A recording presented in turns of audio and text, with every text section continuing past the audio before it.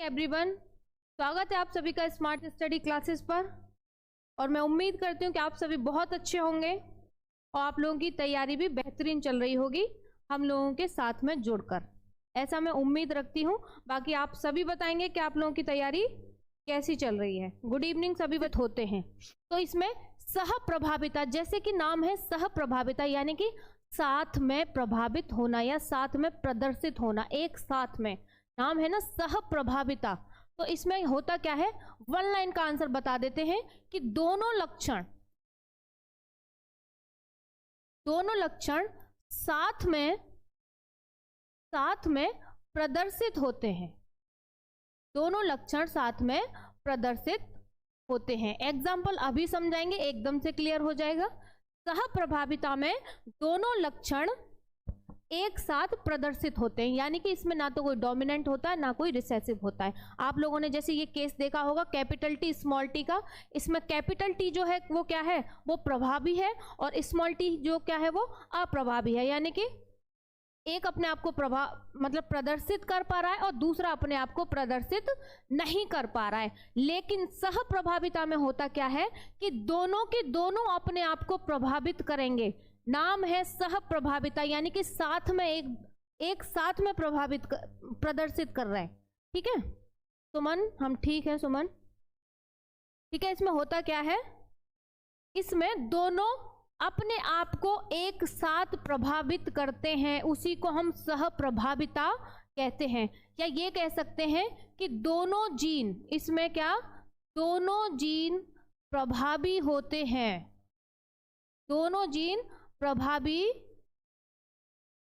होते हैं। ठीक है, इसमें दोनों जीन हैं वो क्या होते हैं, प्रभावी होते हैं। इसमें कोई भी अप्रभावी नहीं होता है।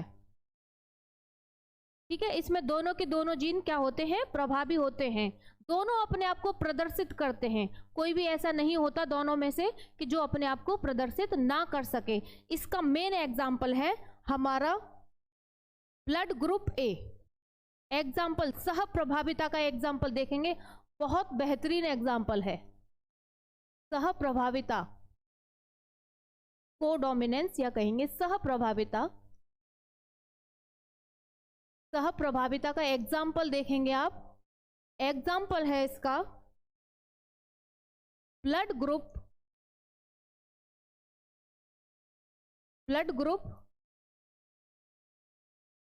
ए B. Blood group A B, इसमें ए और बी दोनों, ठीक है। और पता नहीं आप लोग पढ़ेंगे कि नहीं, पर फिर भी मैं आपको एक बार से बता दे रही हूं। ये है सेक्स डिटर्मिनेशन,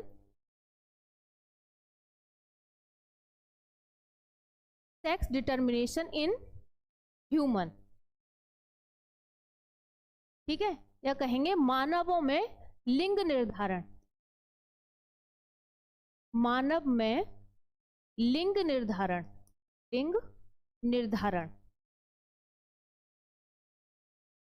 ठीक है, मानव में लिंग निर्धारण।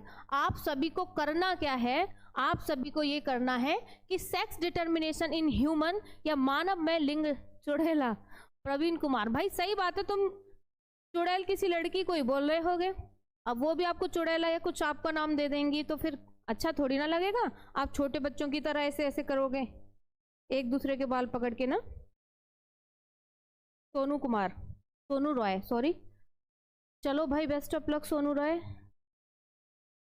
संजीव कुमार, मैसेज पढ़ लिया है संजीव, नमस्ते भाई, बहुत बहुत नमस्ते। सुशील, धन्यवाद सुशील। देखो ये जो है सेक्स डिटर्मिनेशन इन ह्यूमन या कहेंगे मानव में लिंग निर्धारण, इस पे आप सभी इंपॉर्टेंट लगा लीजिए, सभी के सभी बच्चे इस पे इंपॉर्टेंट लगा लीजिए। सेक्स डिटर्मिनेशन इन ह्यूमन या कहेंगे मानव में लिंग निर्धारण। वैसे मैं सोच रही थी कि ये मैंने कई बार, मैं इसको बीच बीच में रिपीट करते रहती हूँ, कुछ कुछ आ जाते हैं पॉइंट, तो आपको नहीं बताऊंगी। ये लास्ट क्लास में मैंने ऐसे बोला था क्योंकि ये बहुत इंपॉर्टेंट है। ठीक है,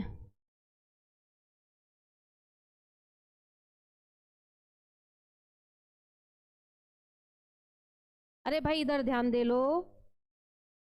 देखो क्योंकि ये बहुत इंपॉर्टेंट है इसलिए मैं एक बार आपको इसको फटाफट से रिवाइज करा दे रही हूँ। सेक्स डिटर्मिनेशन इन ह्यूमन बहुत वेरी वेरी इंपॉर्टेंट लगा लीजिए भाई इस पे तो आप, ठीक है, इस पे सभी बच्चे लगा लें।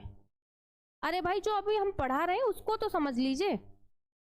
मैं कितना बार बार रिपीट कर रही हूं कि ये बहुत इंपॉर्टेंट है आपके एग्जाम के पर्पस से। वैसे तो ये पूरा चैप्टर बताया है, उस चैप्टर में भी ये जो हम बता रहे हैं आपको, पर आप लोग क्या, देखो बात थोड़ी बहुत सही लगती है पर इतना नहीं।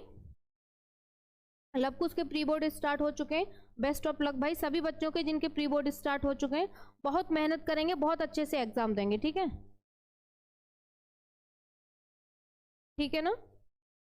देखो भाई बहुत इंपॉर्टेंट क्वेश्चन है, सभी बच्चे यहाँ ध्यान देंगे। चलो जिन भी बच्चों के प्री बोर्ड एग्जाम चल रहे हैं उन सभी बच्चों को बेस्ट ऑफ लक है हमारी सब पूरे स्मार्ट स्टडी क्लासेस की तरफ से। बहुत मेहनत करनी है और अच्छे से एग्जाम देना है, ठीक है ना। देखिए अब इस क्वेश्चन को समझ लीजिए। मैं जानती हूं कि आधे से ज्यादा बच्चों ने पढ़ रखा होगा, ये इसमें एक ये हो जाएगा कि आपका रिवीजन हो जाएगा, ठीक है, इंपॉर्टेंट क्वेश्चन है। देखो इसको समझ लीजिए। देखो मानवों में, फटाफट से देख लीजिए, बहुत इंपॉर्टेंट क्वेश्चन है, अब बात नहीं करेगा कोई भी, ठीक है। मानव में एक्स एक्स सभी को पता है, एक्स एक्स व एक्स वाई लिंग गुणसूत्र होते हैं, लिंग गुणसूत्र होते हैं, ठीक है, सभी को पता है। एक्स एक्स किस में होगा, फीमेल में, और एक्स वाई किस में होगा, मेल में होगा, ठीक है। यहां तक क्लियर है। अब आ जाइए नेक्स्ट पेज पे, फटाफट से देखेंगे, बहुत जल्दी से देखेंगे, ठीक है। अब इसमें क्या होता है, जो ऑटोसोम होते हैं, ये क्वेश्चन तो आपको रट जाना चाहिए, मैं कई बार बता चुकी हूं आप लोगों को, ठीक है। ऑटोसोम जो होते हैं कितने होते हैं, 46 होते हैं। और लिंग गुणसूत्र, लिंग गुणसूत्र कितने होते हैं, सॉरी, ऑटोसोम होते हैं 44 और लिंग गुणसूत्र होते हैं 2। तो टोटल क्रोमोसोम की संख्या होती है हमारे पास में, टोटल क्रोमोसोम होते हैं हमारे पास, total chromosome number, total number of chromosome होते हैं 46, ठीक है, ठीक है ना। टोटल नंबर ऑफ क्रोमोसोम कितने होते हैं हमारे पास में, 46 होते हैं, ठीक है ना। Total number of chromosome 46। अब देखिए हम पढ़ रहे हैं लिंग निर्धारण, किसमें, मानवों में लिंग निर्धारण, ठीक है, हाँ, मानवों में लिंग निर्धारण। अब देखिए होता क्या है, एग्जाम में आप ऐसे बना के आ जाएंगे,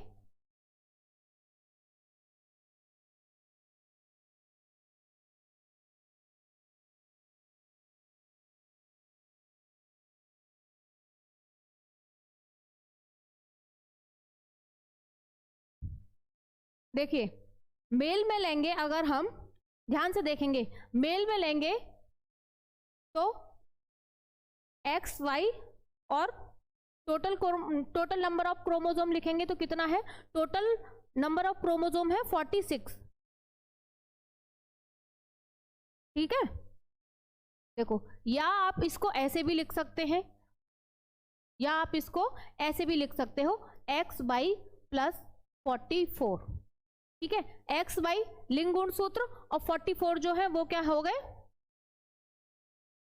44 जो है वो क्या हो गए, वो हो गए ऑटोसोम, ठीक है। ऐसे इधर लिख देंगे एक्स एक्स प्लस 44, ठीक है, ये हो गए एक्स एक्स प्लस 44। ये जो मैं चार्ट बनाने जा रही हूं, आप एग्जाम में ये बना के आएंगे, बेहतरीन, बहुत अच्छे मार्क्स मिलेंगे। सब्जेक्ट ऑल निकू पूछ रहे हैं, अलीगढ़ से कौन कौन है भाई। अरे भाई इधर ध्यान दे लीजिए सभी बच्चे, बहुत इंपॉर्टेंट क्वेश्चन चल रहा है, सभी बच्चे ध्यान दो, बहुत इंपॉर्टेंट क्वेश्चन चल रहा है, ठीक है। देखिए एक्स वाई और प्लस 44, 44 क्या है, ये 44 है यहाँ पे क्या, ऑटोसोम, 44 क्या है, 44 क्या है, ये सभी को पता होगा, फिर भी मैं लिख देती हूँ, ऑटोसोम है, ये क्या है, किसी भी तरह का कोई कंफ्यूजन नहीं होना चाहिए। इधर भी ये 44 क्या है, ये ऑटोसोम है, ठीक है। जिन बच्चों को आ रहा होगा ये क्वेश्चन, उनके लिए तो बहुत अच्छी बात है, वो सोच रहे होंगे क्या मैम बोर कर रही हो, बेटा ये बहुत इंपॉर्टेंट टॉपिक है, इसीलिए मैं इसको बार बार बता रही हूँ कि जो बच्चों को नहीं पता है ना, बाई चांस 1% जिन बच्चों को नहीं पता है वो फिर से इसे देख लेंगे, ठीक है, क्योंकि बहुत इंपॉर्टेंट है। ये हर बार आता है ये वाला question, sex determination in human, ये हर बार पूछा जाता है, ठीक है, ये क्या होता है, हर बार पूछा जाता है। अब देखो, अब हम इनका क्रॉस कराएंगे, ठीक है, अब हम क्या कराएंगे, इनका क्रॉस कराएंगे। तो एक्स वाई को हम अलग कर लेते हैं और इधर हम एक्स को अलग कर लेते हैं। देखिए होता क्या है कि एक्स वाई के साथ में जब क्रॉस में एक्स वाई जाते हैं तो जो ऑटोसोम है वो भी आधे जाते हैं। कितने जाते हैं, आधे जाएंगे, ध्यान देंगे। देखिए ये एक्स, देखिए ये इसके साथ क्रॉस करेगा तो एक्स एक्स, ध्यान से देखते चलेंगे सभी बच्चे, ये अगर इसके साथ क्रॉस करेगा तो भी एक्स एक्स, ठीक है। अब नेक्स्ट पे आ जाते हैं, नेक्स्ट पे आएंगे, ये वाई इसके साथ क्रॉस करेगा तो हमें क्या मिलेगा, एक्स वाई, और ये वाला वाई इसके साथ क्रॉस करेगा तो क्या मिलेगा हमें, एक्स वाई, ठीक है। ये तो हो गए लिंग गुण सूत्र। उसके अलावा जो ऑटोसोम होते हैं वो कितने जाते हैं, हाफ जाते हैं। कितने, आधे जाते हैं, ध्यान रखेंगे।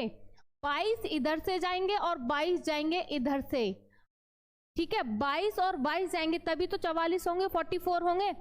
बहुत सारे बच्चों को ऐसा लगता होगा कि 44 पूरे उठ के चले जाते हैं। अरे भाई, जब मेल फीमेल दोनों से जो भ्रूण है वो आधा आधा मिलके बन रहा है तो ऑटोसोम भी कितने आएंगे, आधे आएंगे। कितने आएंगे, 22, और इधर से भी आएंगे 22, दोनों साइड से 22 आएंगे, तब जाके हो जाएंगे कितने, 44। और जो लिंग गुण सूत्र है वो तो हाफ हाफ मिल ही रहे, तो एक भ्रूण का यहाँ पे निर्माण हो जाता है। बहुत इंपॉर्टेंट है, इसको कर लीजिएगा आप, ये आपको पता ही है। एक्स एक्स मिल गई तो क्या मिला, गर्ल, और इधर ये क्या मिल जाएगा, बॉय।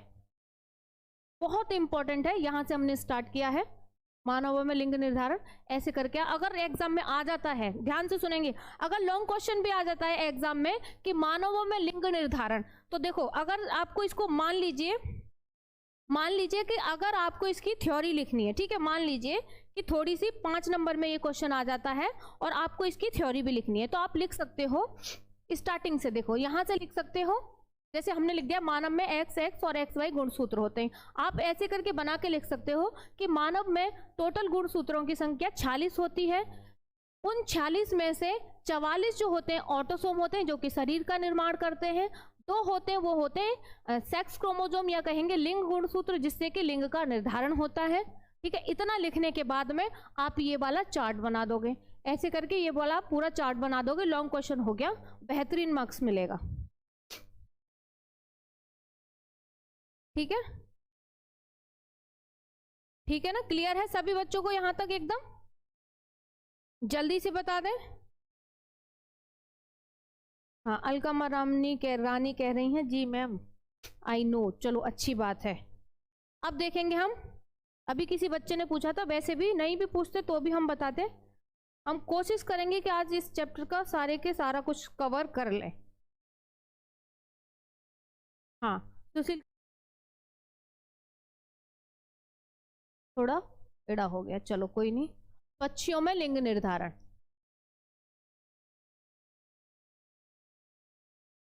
पक्षियों में लिंग निर्धारण। देखो बच्चों, ये पूरा चैप्टर इंपॉर्टेंट है आप लोगों को, इसीलिए ये मैं पूरा चैप्टर करा रही हूँ। नहीं तो आप लोगों को भी बहुत अच्छे से पता है कि हमारे लॉन्ग क्वेश्चन की सीरीज चल रही है, ठीक है, आप सबको पता है लॉन्ग क्वेश्चन की सीरीज चल रही है। सिर्फ और सिर्फ आप लोगों के एग्जाम की वजह से आप लोगों का कोई भी नुकसान नहीं होना चाहिए। हम चाहते हैं कि आप सभी बच्चे 90+ लेके आए, इसीलिए ये मैं जो जेनेटिक्स वाला चैप्टर है फिर से पूरा रिपीट कर रही हूँ, सिर्फ और सिर्फ आप लोगों के लिए, ठीक है ना। तो आप लोग भी कुछ तो हम लोगों के लिए कर ही सकते हो, वो करना आपको लाइक शेयर है, ठीक है ना। सभी बच्चों को क्या करना है, लाइक और शेयर करना है, जल्दी से कर देंगे, बहुत जल्दी से लाइक शेयर। देखो इसमें होता क्या है, पक्षियों में लिंग निर्धारण, पक्षियों में होता क्या है कि जैसे देखो, जैसे ह्यूमंस में होता है कि जो मेल होता है वो हेट्रोगैमेटी होता है। क्या होता है, हेट्रोगैमेटी होता है या कहेंगे विषम युग्मक होता है, और फीमेल क्या होती है, समयुग्मकी। देखो विषम युग्मकी और समयुग्मकी का मतलब बता देते हैं पहले, जिन बच्चों को बाई चांस नहीं पता है। विषम युग्मक, देखो विषम युग्मक का जैसे कि नाम है विषम यानी कि अलग अलग, जैसे हम ह्यूमंस में बात कर रहे हैं तो एक्स वाई यानी कि अलग अलग, और समयुग्मक का मतलब हो गया, वैसे मुझे पता है कि सभी बच्चों को पता होगा पर फिर भी एक बार रिपीट कर देना, ठीक है।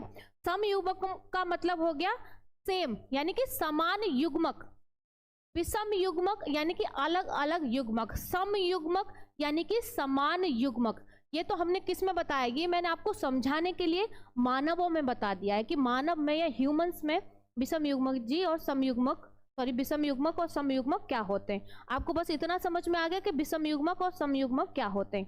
अब हम देखेंगे कि जो पक्षियों में लिंग निर्धारण हो रहा है उसकी बात कर रहे हैं, ठीक है। इसको रफ कर देते हैं। अब देखेंगे, देखो पक्षियों में होता क्या है कि इसमें जो फीमेल होती है ना, इसमें फीमेल विषम युग्मक होती है। फीमेल क्या होती है, विषम युग्मक होती है। इसमें ध्यान से देखेंगे सभी बच्चे, बहुत इंपॉर्टेंट चैप्टर और बहुत ही इंपॉर्टेंट क्या टॉपिक चल रहा है, ठीक है। देखो इसमें क्या होता है, स्टार्टिंग से देखेंगे, चलो ये ले लेते हैं कलर। देखो इसमें क्या होता है, इसमें नर में दोनों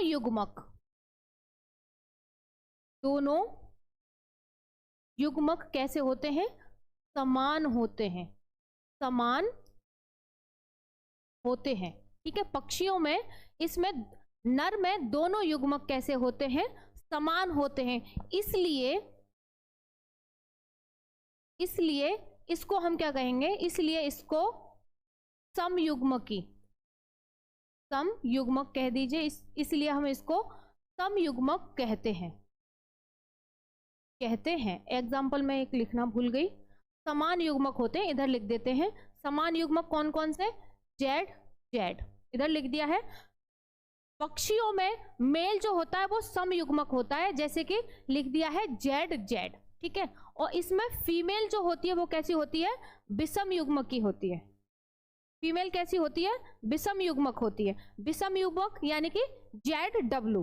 ध्यान से देखेंगे फीमेल कैसी होती है, इसमें विषम युग्मक,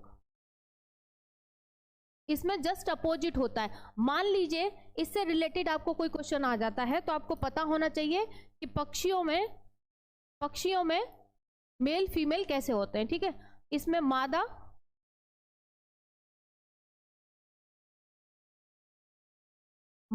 इसमें कैसी होती है, मादा इसमें विषम युग्मक होती है। कैसी होती है, विषम युग्मक, या कहेंगे जेड डब्ल्यू, विषम युग्मक होती है, विषम युग्मक होती है। इसमें होता क्या है, अगर मान लीजिए इसमें जेड आता है, क्रॉस कराने पर अगर जेड आता है तो मेल बनता है, और डब्ल्यू आता है तो क्या बनता है, फीमेल बनती है, ठीक है।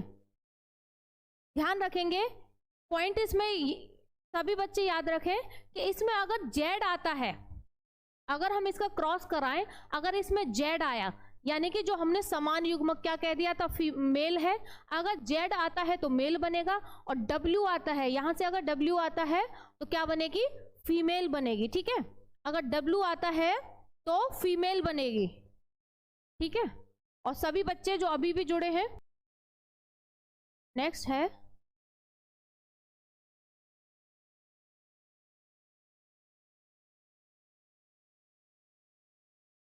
Sex determination in honey bee. सभी बच्चे बहुत ध्यान से सुनेंगे, हमारी लॉन्ग क्वेश्चन की सीरीज चल रही है, ठीक है ना। पूरा चैप्टर सिर्फ और सिर्फ आप सभी के लिए करा रहे हैं, क्योंकि एग्जाम के पर्पज से ये चैप्टर बहुत इंपॉर्टेंट है, ठीक है ना। एग्जाम के पर्पज से ये चैप्टर बहुत इंपॉर्टेंट है, इसीलिए हम ये पूरा चैप्टर आपको फिर से करा रहे हैं। तो आप सभी को मैं बार बार ये बोल रही हूँ, आप सभी को करना बस इतना सा है कि उसके बदले आपको लाइक और शेयर करना है, ठीक है ना। क्या करना है, लाइक और शेयर करना है फटाफट से, जितना जल्दी कर सको लाइक शेयर कर दो, क्योंकि देखो आपको पता है इंपॉर्टेंट चैप्टर चल रहा है, तो हम चाहते हैं कि बाकी जो और भी बच्चे हैं इस चैप्टर को पढ़ें। ठीक है, ऐसा नहीं कि आप भी फायदा उठाओ भाई, औरों का भी थोड़ा बहुत फायदा हो जाने दो। इसीलिए फटाफट से सभी बच्चों के साथ शेयर कर दो जो आपके दोस्त वगैरह हैं, और सभी बच्चे लाइक भी कर देंगे। ठीक है ना, सभी बच्चे लाइक भी कर दीजिए और शेयर भी कर दीजिए। चलो अब देखेंगे sex determination in honey bee. देखो हनी बी में होता क्या है, 3 टाइप की हमें मधुमक्खी मिलती हैं हनी बी में। आप सभी को पता होगा 3 टाइप की कौन कौन सी हैं। एक तो हो गया ड्रोन जो कि नर है, देखो क्वीन, और एक हो गया ड्रोन, और एक हो गई वर्कर मक्खी, यानी कि मादा जो रानी मक्खी है वो, और ड्रोन यानी कि जो नर है, और वर्कर जो श्रमिक मक्खियां हैं। ठीक है, तो हनी बी में 3 टाइप की मक्खियां मिलेंगी हमें, रानी मक्खी, और ड्रोन का मतलब नर, और वर्कर यानी कि श्रमिक मक्खी। ठीक है, हिंदी में भी मैं बताती चल रही हूँ, किसी बच्चे को कोई प्रॉब्लम नहीं होनी चाहिए। ठीक है, अब देखो इसमें जो मादा होती है वो भी 2 टाइप की होती है, आप सभी को पता है, ये हो गई क्वीन और वर्कर। ठीक है, मादा कितने टाइप की हो गई, 2 टाइप की, क्वीन और वर्कर। अब देखेंगे इनमें सेक्स डिटर्मिनेशन, यानी कि हनी बी में, मधुमक्खी में लिंग निर्धारण कैसे होता है। ठीक है, मधुमक्खी में लिंग निर्धारण कैसे होता है, ये तो हो गया आपका बेसिक।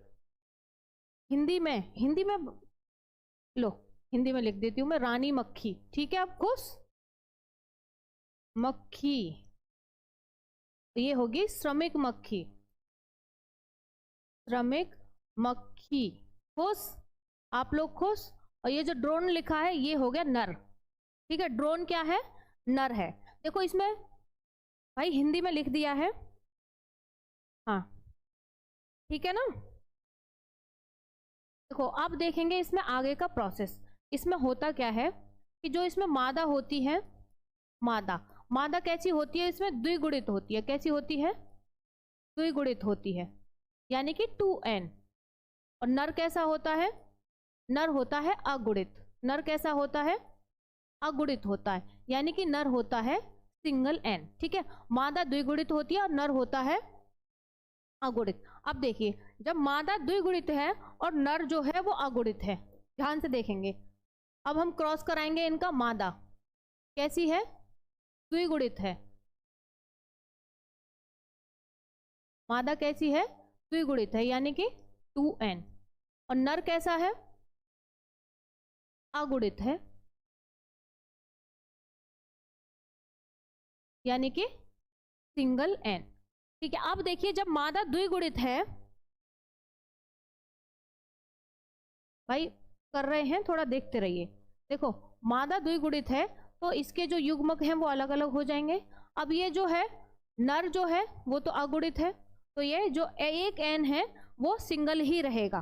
ठीक है, क्या रहेगा, सिंगल ही रहेगा। तो देखो ये कह सकते हैं कि यहाँ पे इसमें क्या हो रहा है, इसमें यहाँ पर हो रहा है अर्धसूत्री विभाजन, क्योंकि 2n है, अर्धसूत्री विभाजन हो सकता है। वो सिंगल है तो यहाँ पे क्या लिख देंगे हम, समसूत्री विभाजन, समसूत्री विभाजन। ठीक है, यहाँ पे समसूत्री विभाजन हो रहा है, और यहाँ पे कौन सा विभाजन हो रहा है, यहाँ पे हो रहा है अर्धसूत्री विभाजन। ठीक है ना, यहाँ पे क्या हो रहा है, अर्धसूत्री विभाजन हो रहा है। देखिए ध्यान से देखेंगे आप, देखो जब इनमें क्रॉस होगा, दोनों में, जब दोनों में क्रॉस होगा, देखिए तो यहाँ पे हमें क्या मिला, 2n। क्या मिला यहाँ पे, 2n मिला। ये क्या है, ये जो ये अलग अलग हुए हैं ये क्या है, युग्मक है, युग्मक। अब यहाँ पर एक n बचा, बहुत ध्यान से देखेंगे, बहुत ध्यान से देखना है। ठीक है, देखो यहाँ पे समसूत्री विभाजन हुआ, यानी कि समान अलग अलग टूट के, वहां पे सॉरी यहाँ पे अर्धसूत्री विभाजन, वहां पे समसूत्री विभाजन, क्रॉस हुआ 2n। 2n है, द्विगुणित है, तो हमें क्या मिल जाएगा, द्विगुणित है तो मादा मिलेगी। क्या मिलेगी, मादा, फीमेल मिलेगी। ठीक है, मादा मिलेगी। अब जो ये सिंगल बच्चा है ये कैसा है, ये है अनफर्टिलाइज एग, फीमेल का है ना, ध्यान से देखेंगे, ठीक है, फीमेल का है। तो ये कैसे बनेगा, ध्यान से देखेंगे, ये बनेगा कैसे, ये है अनफर्टिलाइज,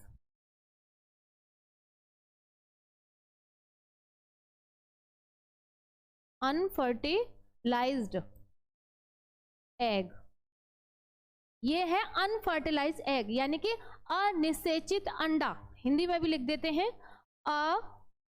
अनिषेचित अंडा, ठीक है, ये क्या है, अनिषेचित अंडा, या कहेंगे अनफर्टिलाइज एग। तो अनिषेचित अंडा या अनफर्टिलाइज एग से जो बनेगा, वो क्या होगा, वो होगा नर, क्या होगा, नर, जिसको हम क्या बोल रहे थे, ड्रोन बोल रहे थे, क्या बोल रहे थे, ड्रोन बोल रहे थे, ठीक है। ये एकदम चार्ट बना के तैयार हो गया है, चार्ट नहीं चार्ट, ठीक है। तो इसमें याद रखना है कि जो फीमेल होती है वो द्विगुणित होती है, समसूत्री विभाजन के बाद युग्मक अलग अलग हो जाते हैं, ये देखिए अलग अलग हो गए, सॉरी अर्धसूत्री विभाजन के बाद में, और नर में समसूत्री विभाजन होता है, दोनों का क्रॉस हुआ, यहाँ पे क्रॉस होने के बाद में 2n मिले, 2n यानी कि जो द्विगुणित है, जो आप लोग पूछ रहे थे कुछ कुछ बीमारियां कि मैम ये बताइए वो बताइए, देखेंगे।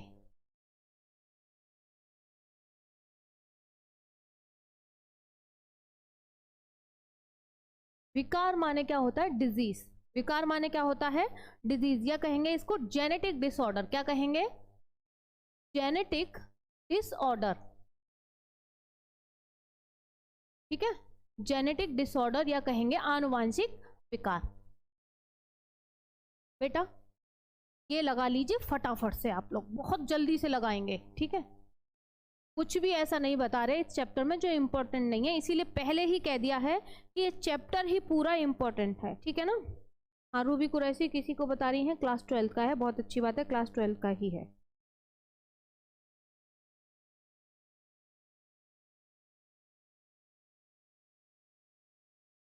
ध्यान से सुनेंगे, देखो आप सभी को पता है कि दो टाइप के क्रोमोसोम होते हैं, एक होते हैं ऑटोसोमल और दूसरे को होते हैं सेक्स क्रोमोसोमल, ठीक है।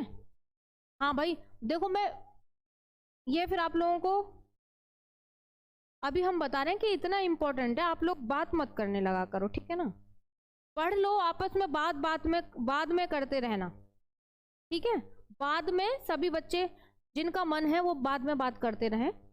अभी फिलहाल के लिए क्या करना है आपको भाई, फिलहाल के लिए देना है आपको पढ़ाई पर ध्यान, ठीक है ना, बहुत इंपॉर्टेंट चैप्टर है, बताने जा रहे हैं। देखो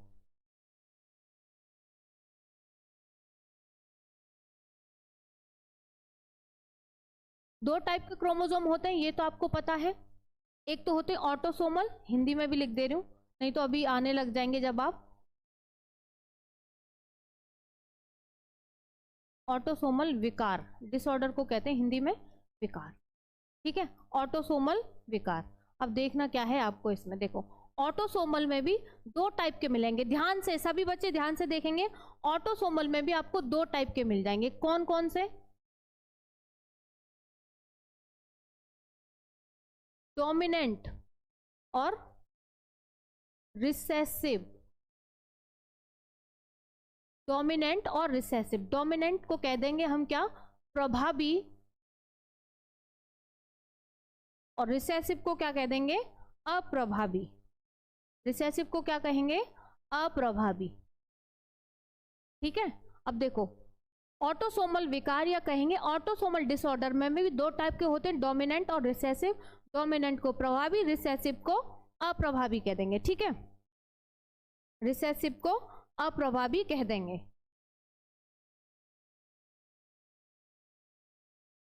रेखा आप सो जाइए, नींद आ रही है तो, ठीक है, इतना इंपॉर्टेंट चैप्टर चल रहा है आपको नींद आ रही है, चलो भाई सो जाइए जिन्हें नींद आ रही है। देखो अब क्वेश्चन आपको पूछ लेता है, ध्यान से देखेंगे, ऐसे ही हमने इस पे इंपॉर्टेंट नहीं लिख दिया है, आप लोगों को याद तक नहीं रहेगा, आप लोगों को याद तक नहीं रहेगा बिल्कुल भी। देखो पूछ लेता है कि sickle cell anaemia, sickle cell anaemia,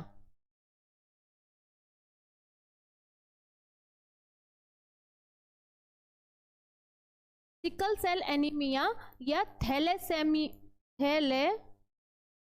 sorry,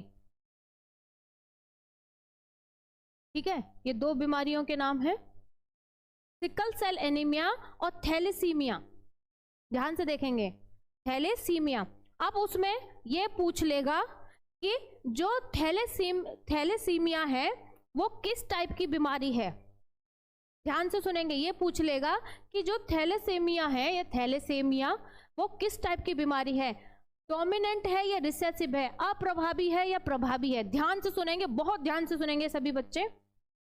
पूछ लेगा थैलेसीमिया या सिकल सेल एनीमिया किस प्रकार की बीमारी है, ऑटोसोमल है या रिसेसिव है, यानी कि प्रभावी है या अप्रभावी है, तो आप बता दोगे अप्रभावी है। कैसी है? अप्रभावी।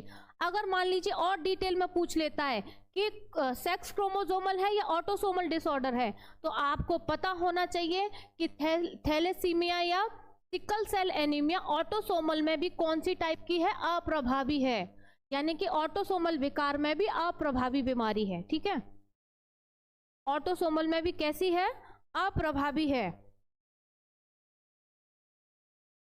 ये तो देखा हमने ऑटोसोमल, अब देखेंगे हम सेक्स क्रोमोसोमल। अब क्या देखेंगे, नेक्स्ट क्या है, सेक्स क्रोमोसोमल। ये ऑटोसोमल हो गया।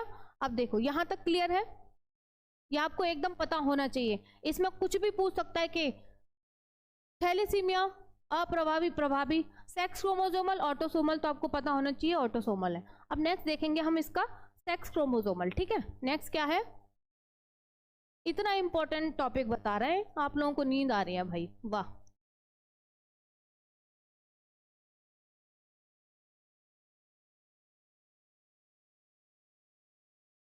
सेक्स क्रोमोसोमल डिसऑर्डर या कहेंगे लिंग गुणसूत्र विकार।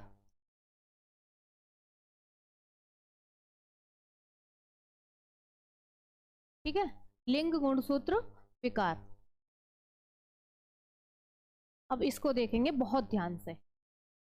ये जो मैं एक चार्ट बना रही हूँ ना, इससे आपके कई सारे क्वेश्चन जो हैं वो सॉल्व हो जाएंगे। ठीक है, कई सारे जो क्वेश्चन हैं वो सॉल्व हो जाएंगे।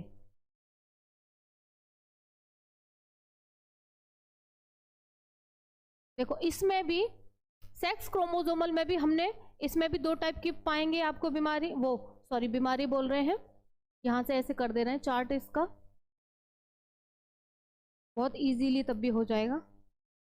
ठीक है, ऐसे करके कर दे रहे हैं। इसमें भी दो टाइप की, कौन कौन सी, डोमिनेंट, वो तो नॉर्मल सी बात है, प्रभावी अप्रभावी होगा, और इसमें रिसेसिव, ये कैसा है, अप्रभावी, अप्रभावी, और ये प्रभावी, ये कैसा है, प्रभावी। अब देखिए इसमें जो प्रभावी है यानी कि जो डोमिनेंट है, एन के नेचर एंड ब्यूटी, जैसे कि नाम है नेचर एंड ब्यूटी, वैसे ही आपके प्यारे प्यारे से शब्द निकल रहे हैं किसी के लिए। इसमें देखेंगे, फालतू की बात करवा लो अभी इतना, चलो छोड़ो, अब मैं कुछ नहीं बोल रही। देखो डोमिनेंट में यहां पे आएगा इनेमल, इनेमल डेफिशिएंसी,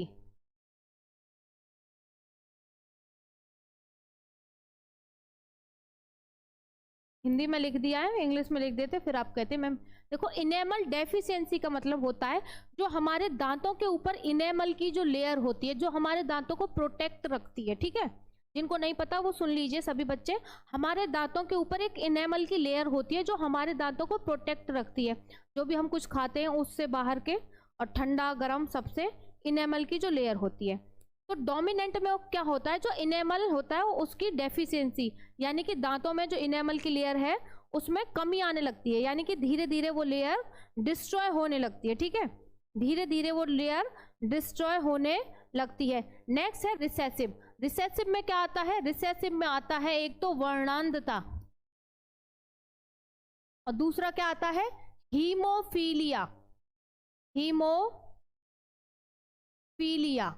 अब देखिए इनेमल डेफिशिएंसी पता नहीं, पूछेगा, पर वर्णांधता और हीमोफीलिया ये तो आपसे जरूर पूछ लेगा कि वर्णांधता हीमोफीलिया प्रभावी डिसऑर्डर है या अप्रभावी। तो आपको पता होना चाहिए कि अप्रभावी है, यानी कि कैसा है, रिसेसिव है। उसमें भी पूछ लेगा कि क्रोमोसोमल डिसऑर्डर है या सेक्स क्रोमोसोमल डिसऑर्डर है। तो आपको पता होना चाहिए कि प्रभावी में भी कैसा है, सेक्स क्रोमोसोमल डिसऑर्डर है, ना कि ऑटोसोमल है। ऑटोसोमल में बता चुके हैं कि ऑटोसोमल में क्या आता है, सिकल सेल एनीमिया और थैलेसीमिया, जो कि किस में आ रहा है, रिसेसिव में आ रहा है, अप्रभावी में आ रहा है। ठीक है, इसमें 2 पॉइंट हैं, दोनों याद रखोगे, ये इंपॉर्टेंट पॉइंट है ये वाले। ठीक है, हीमोफीलिया और वर्णांधता। ठीक है, हीमोफीलिया और वर्णांधता कैसे है, रिसेसिव है। रिसेसिव में भी कैसे हैं, सेक्स क्रोमोसोमल या कहेंगे लिंग गुणसूत्र विकार है। चलो नेक्स्ट देखेंगे क्या, डाउन सिंड्रोम। नेक्स्ट है डाउन सिंड्रोम।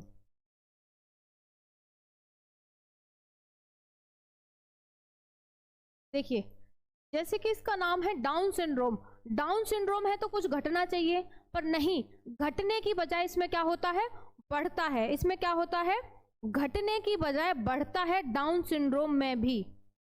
महिमा मिश्रा डाउन सिंड्रोम ही बता रहे हैं, ठीक है ना। मुझे याद है किसी बच्चे ने पूछा है डाउन सिंड्रोम क्या होता है। चलो डाउन सिंड्रोम ही बता रहे हैं। आप फटाफट से लाइक कर दीजिए, सभी बच्चे बहुत स्पीड से लाइक करेंगे। देखो जैसे कि नाम है इसका डाउन सिंड्रोम, तो डाउन का मतलब होता है नीचे या कम होना। नाम है जैसे डाउन सिंड्रोम, पर होता है क्या, जस्ट इसका अपोजिट। क्या होता है, जस्ट इसका अपोजिट होता है। होता क्या है, जो 21वें नंबर का क्रोमोसोम होता है, 21वें नंबर का गुणसूत्र, ठीक है, 21वें नंबर का जो गुणसूत्र होता है उसमें क्या होता है, एक गुणसूत्र और बढ़ जाता है। हाँ अनुराग यादव सही है, पर होता किस पे, 21वें नंबर का गुणसूत्र, सॉरी 21वें नंबर के 21वें नंबर के गुणसूत्र पर एक और गुणसूत्र बढ़ जाता है, बढ़ जाता है। यानी कि जो 21वें नंबर का गुणसूत्र है उसमें एक और गुणसूत्र जो है वो, पीतम राजपूत भाई आधा थोड़ी ना कर रहे हैं, पूरा ही कर रहे हैं, अभी बताएंगे। ठीक है, 21वें नंबर के गुणसूत्रों पर एक और गुणसूत्र बढ़ जाता है। तो देखिए 21वें नंबर का मान लीजिए जो गुणसूत्र है, 21वें नंबर का जो गुणसूत्र है वो कैसा है, वो कौन सा है, एक्स एक्स। चलो नेक्स्ट लाइन से लिखेंगे। देखिए 21वें नंबर का जो गुणसूत्र है ना, देखिए 21वें नंबर का गुणसूत्र,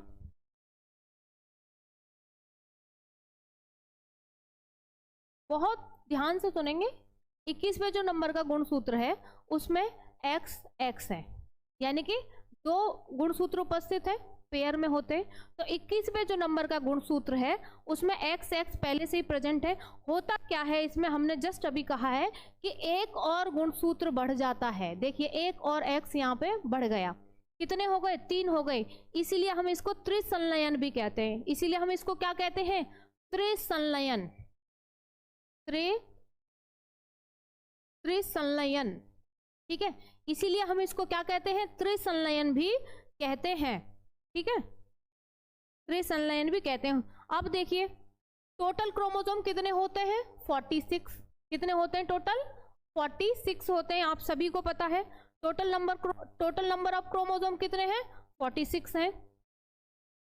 भाई इतना तो इंग्लिश चल जाता होगा ना। टोटल नंबर ऑफ क्रोमोसोम कितने हैं, टोटल नंबर ऑफ क्रोमोसोम कितने हैं हमारे पास में, 46। अब यहां पर एक बढ़ गया है, देखिए 6 को थोड़ा सा सही से लिखें।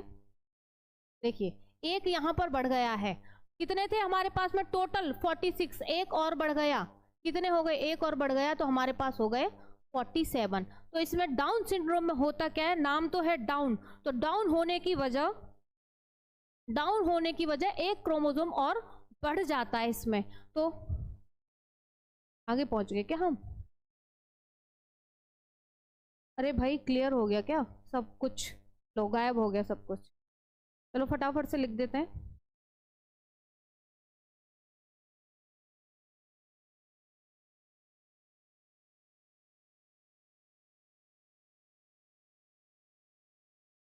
जिन्होंने नोट नहीं किया वो दोबारा से कर लें।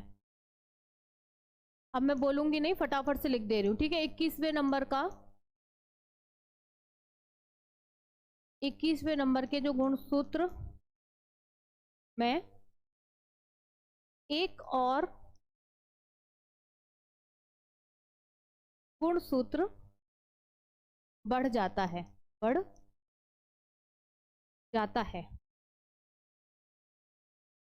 ठीक है। कितने थे?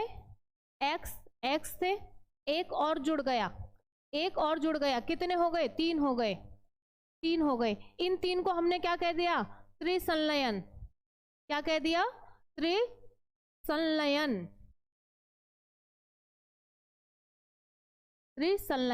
ठीक है। टोटल कितने होते हैं क्रोमोसोम?